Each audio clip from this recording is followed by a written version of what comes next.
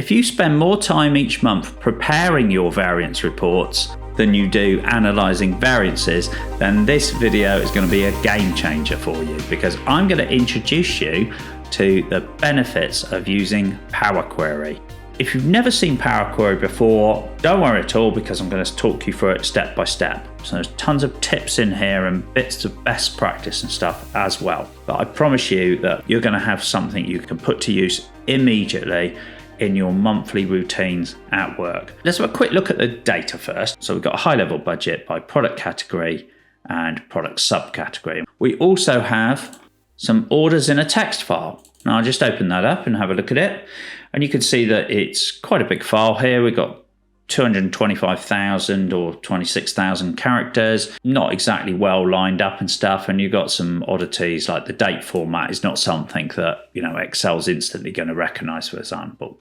So we're going to pull all that together into a variance report, and we're going to make it so that next month you can just hit the refresh button, and any new orders going into that text file, any new budget information going into the budget data, it will just combine them together and you'll get a brand new variance report in one click.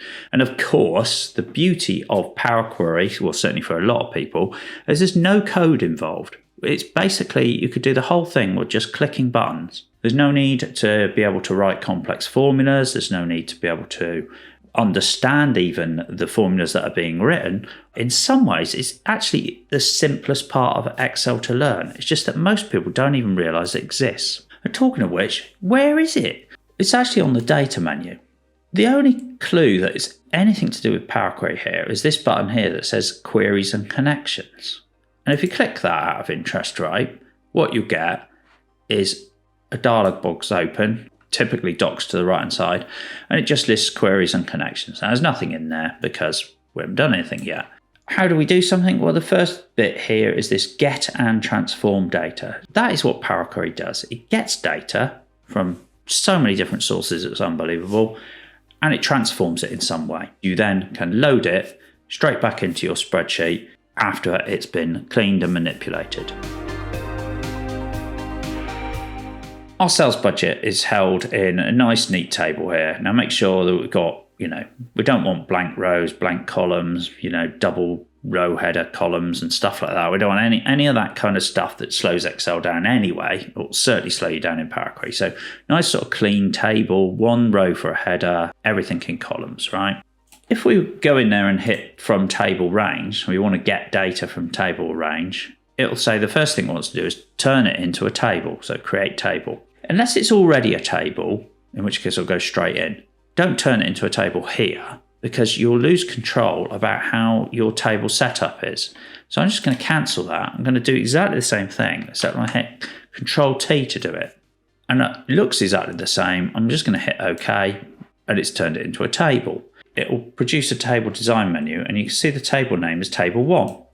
That's a silly name for a budget table. So I'm going to prefix it with TBL, which I do all my tables, so they're easy to find in menus and things like that. And when you type in formulas, I'm going to call that budget, and I'm just going to put underscore source, right? Just because we might end up with a budget table later on that is a result of cleaning up this data. Now, when I click anywhere in this, and I go to the data menu, and I hit this one here from table stroke range, we're going to create a new query. So we're going to open up Power Query Editor, and it's going to bring that data in. So let me just explain, for those of you that have never seen inside Power Query before, what you're looking at. There's a few different parts to it. So firstly, you've got a ribbon, you've got a formula bar, which has already got a formula in it, which is the very first one that was being created by putting the data in. On the left-hand side, a sort of navigation menu, essentially, where you can click on your different queries. And on the right-hand side, you have query settings. The main part of this is the steps that have been applied. So every time you do something to this data, it will add a step, and it's as though it's sort of recording everything you do. And you can go back and look at them and do all sorts of manipulation in here. What you might find is that you've got an extra step here that says changed type. And I'm going to demonstrate that by clicking somewhere in the data and hitting Control A, so highlighting everything. And on the transform menu, I'm going to hit detect data type. And that's going to detect what it thinks it's looking at. So is it looking at numbers or text or whatever? And that's created this step here called change type. You might already have that because I think Power Query tends to ship with that as like the default sort of second step. In most cases, you probably want to keep that, but certain times you might want to delete this step. And this is definitely one of those times. And the reason is that if I expand the formula bar, you can see the formula that it's written. So the first thing is it's very long, right? Well, so a little bit complex looking. But worse than that, it mentions all the column headings by name.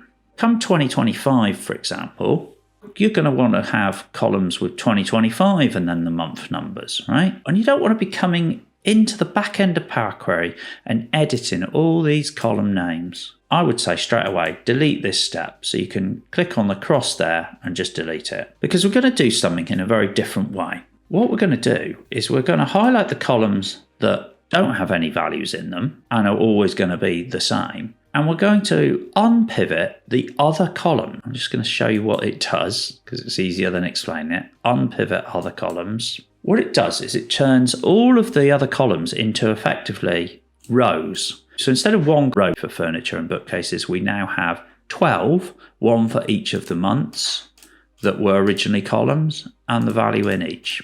Now it's given them some silly names, which is my second tip here, right? You could just go in, double click on that and change that name, but there's no need because you can go to the formula bar here and you can just change the name of it.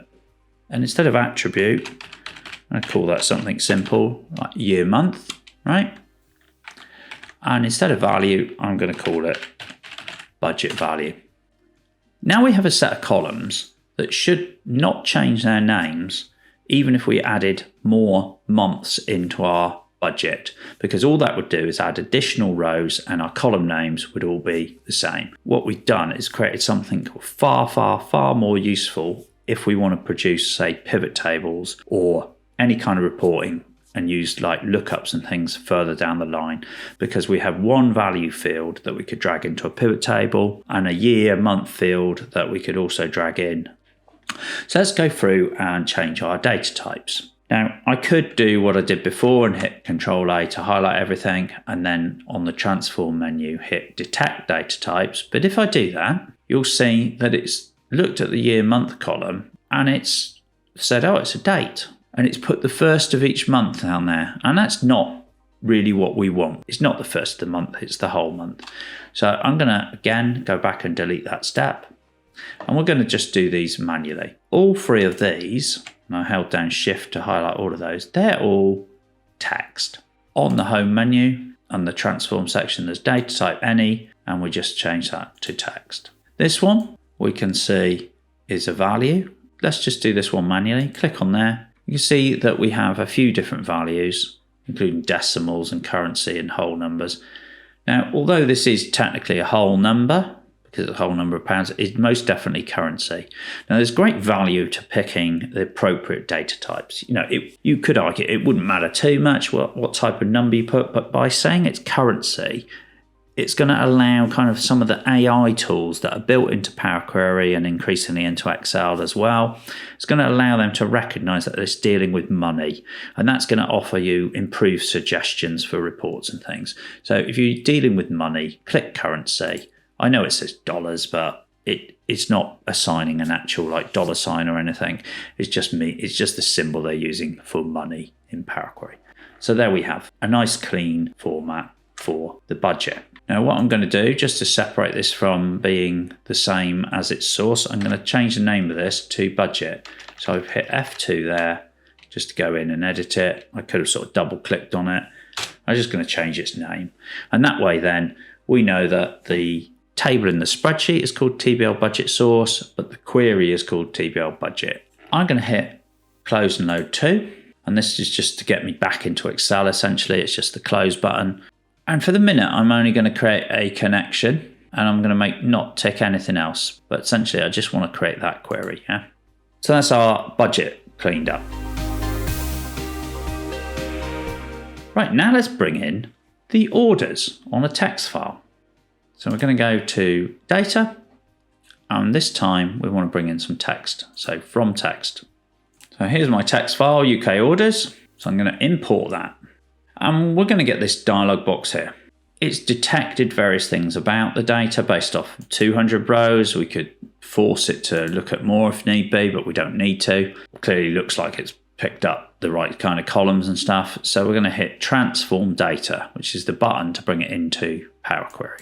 And here it is. Looks okay. When I say it looks okay, a couple of things wrong. The column names are just columns 1, 2, 3, 4, 5, 6, 7, 8. Clearly the first row there should be the column names. Lo and behold, there's a button on here that says use the first row as headers. So I'm going to click that. And then we got the headers. Brilliant. So that's a good start. I'm now going to highlight everything. So Control A, and I am going to try and use this detect data types. So what it's done. So text for the order ID, date for the date, method is text, ID numbers are text, quantity is a whole number, that sounds right to me. Decimal for the value, no, that should be currency, I change that. And it's saying, do I want to replace the current thing? Yeah, that's fine, I'll replace current. All that means is that it's going to change this formula that it's already written rather than put a new line with a new formula on. And cost, well, that's clearly kind of currency as well. So we'll replace the current one on that. My data's pretty clean, you know. It was instantly recognised that date. That's not something I don't think Excel would have done. But the problem is that on the budget file here, we have category and subcategory products. But on the orders table, all we have is an ID number. So we don't have that product information. So that's more information that we need to bring in. So let's bring that in first before we do anything else. So again, we need to close and load. So we do close and load 2, only create a connection. So now you see in our queries and connections file, we're building up a list of queries gradually here. We need to get that product information. We need to turn the product ID into something else, right? And it's a classic kind of like a sort of VLOOKUP, XLOOKUP type challenge in Excel. So we're going to do exactly the same thing essentially in Power Query. It just so happens I have an Excel spreadsheet of database info. And here it is, database downloads. I'll just open it so you can see roughly what's in it. So have this products table with the category and ID, and we'll have a customer table. But rather than sort of copy and paste that into my spreadsheet, I just want to show you that you can just pull it in from an Excel file. So if I say get data from file, I want to get it from an Excel file. So we're now going to open up that exact same spreadsheet, saves a bit of copy and pasting. It's going to analyze that spreadsheet. It's going to look through it. And what's going to happen is it's going to list all the sheets, and it gives this icon for each sheet, and all the tables, and tables it will give like, you know, have a blue header on them. Now you can see that the customer's data must have been a table. You know, it showed it as a table and as a sheet, but products just as a sheet. So when you click on any of these, it'll show you what it finds. So the table is preferable because you see it already has the headers, whereas customer sheet, for example, is just column 1, 2, and 3. We want products, not customers. We've got column 1, 2, 3, etc. So we need to do a bit of work. So put it into Power Query. First thing is, if you have a change type step, again, delete it because we want to make sure that we're getting it right. Use first row as headers, and then we're going to change the type. I'm just going to do it in a slightly different way so you can see. I'm going to hold down the Shift key and hit the end column, and then on here, I'm just going to change all of them to text. Now you'll notice on the steps though, we have some different steps. So we have a source step where it's telling us which file to pick up. And what that does is list all the different tables here. And then a navigation step, the formula basically said, pick up the products item and it's a sheet. Then we have our data types. I kind of like to be organized with my Power Queries. I want it to be clear what's going on. So one of the things you can do is create groups, and they're effectively just folders, right? So I'm going to call one of them import. And whatever we imported, so the products, I'm going to put in that. In fact, I'm going to put all of them in there at the moment. So these are the imports, right? We need to mess about with the orders table to make it look a lot more like the budget table. if we're going to do any variances. There's nothing worse than having hundreds of steps in your query, because it's really, really difficult if anything goes wrong to find out where the error is. So I'm going to right click on that orders table and hit reference. And what that does is create a brand new query. I'm just going to move it to other at the moment. And the source is literally just the name of the other query. In other words, the end point of that query. Now, it doesn't matter if I change the name of that. If I was to add the word import on the end of that, you'll see that this new query here, it automatically picks that up. So I'm going to call this one now TBL orders. One of the things we're going to need to pull in is the product category and subcategory. We've got a products table here that has the same ID number in it. So we've got a lookup reference. Whether we click that or not, it doesn't matter, but I'm going to click on this merge queries button and it's going to have my orders table here. This is almost like doing a lookup. I say pick the products table and say that that product ID, I'm just going to click on it, is the same as that one. And that's going to match them together.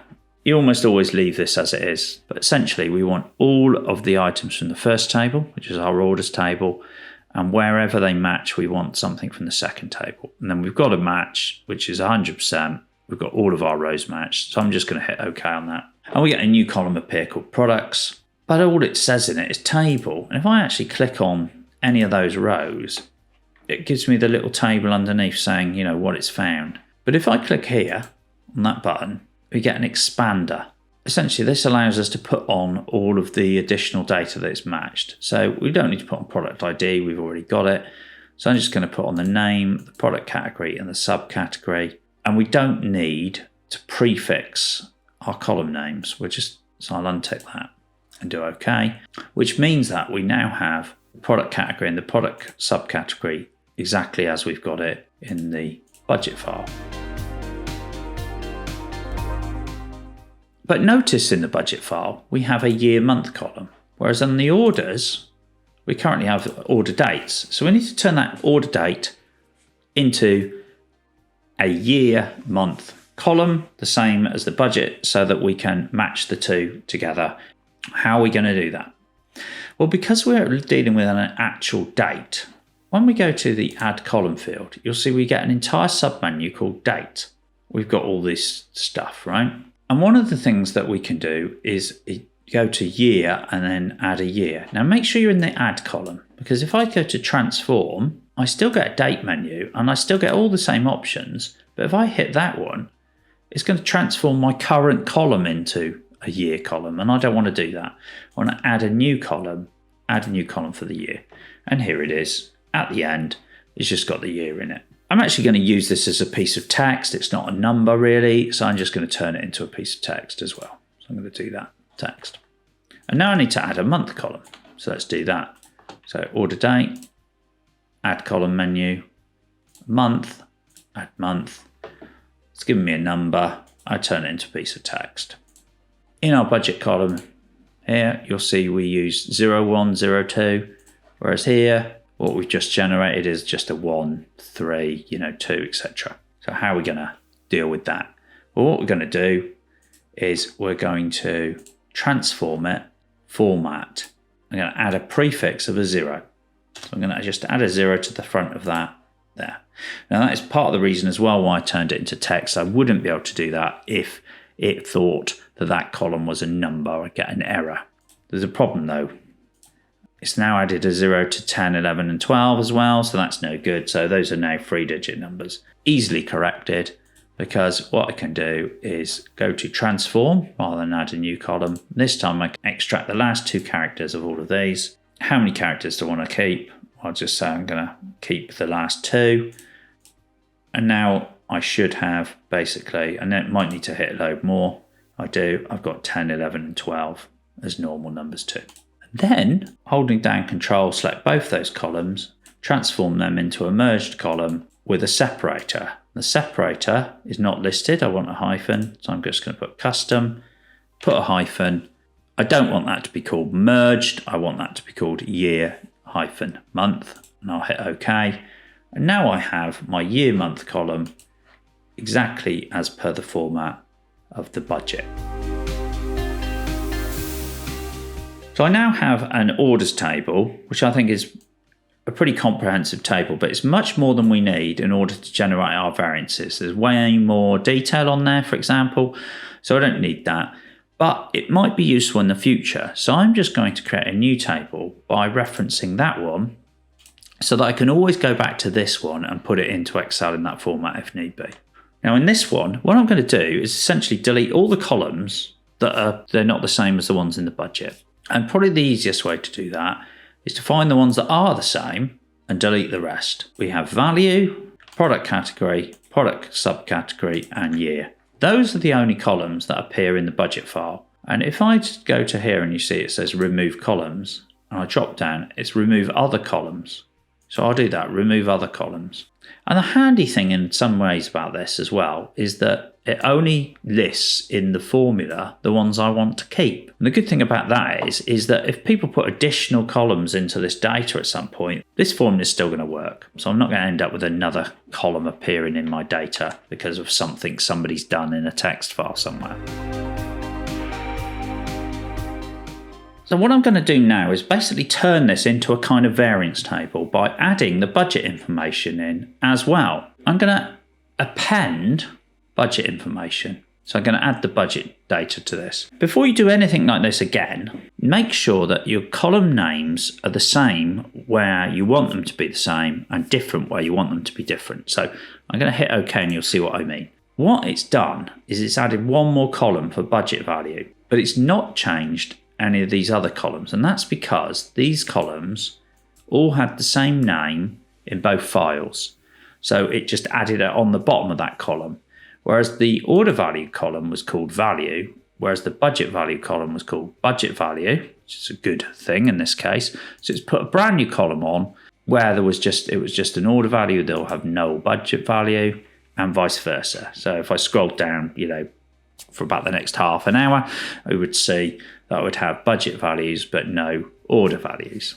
So we now got all the data, and all we now need to do is aggregate it up so that we have only one row for each product category, subcategory, and year month with both the budget value and the order value. So let's do that right now. I'm going to hold down Control and hit all the columns that I want to group by. So I want to group by these three. These are the ones I want to be kind of unique, and hit the group by button, and that will automatically put them in here. And if you didn't do that, as long as you're in the advanced section, add as many groupings as you want and as many aggregations. Now aggregations are just going to be the sums, so we need two. We want one for the budget value, so we'll do sum of budget value, and we want another one for the order value, which is just called value at the moment. And then what are we going to call these? I was going to call this budget. No, I'm going to call it budget value still. Doesn't matter if you give it the same name, and order value. Here we go, and hit OK. And what that's done is given us the columns in the order we suggested in the group by and the two value columns. Now it's given them decimals as number types, so I just want to change that. Whilst they're both highlighted, I can just change them together to currencies.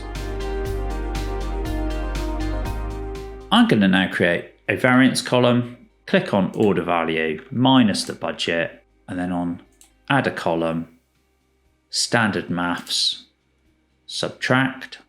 You'll see we get a new column. It's called subtraction, not a brilliant name, but it's one minus the other. Now, if you didn't like that and you clicked them the wrong way around, you can either edit the formula just by moving that around, or you could just delete the step and do it again in the right way. So this looks fine to me. This one, we wanted that to be a negative number because it fell short of budget and we're dealing with sales. Now, if this was cost, you might want that the other way around.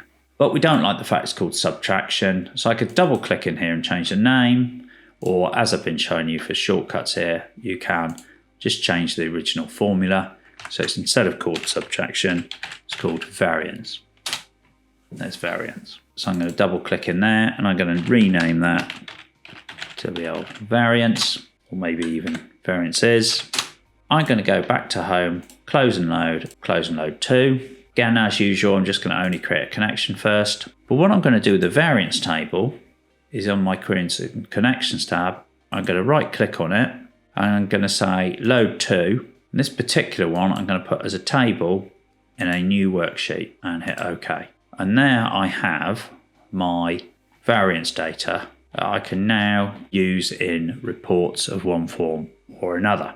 Now I just want to tidy something up on this. The table, for example, I might not necessarily like the table design. So I go to the table design menu and I'm just going to remove all formatting from that table completely there. But I'm going to make my headers bold and I'm going to change these number formats. So I'm just going to highlight those 3 columns and hit Control Space to highlight all the data in the table.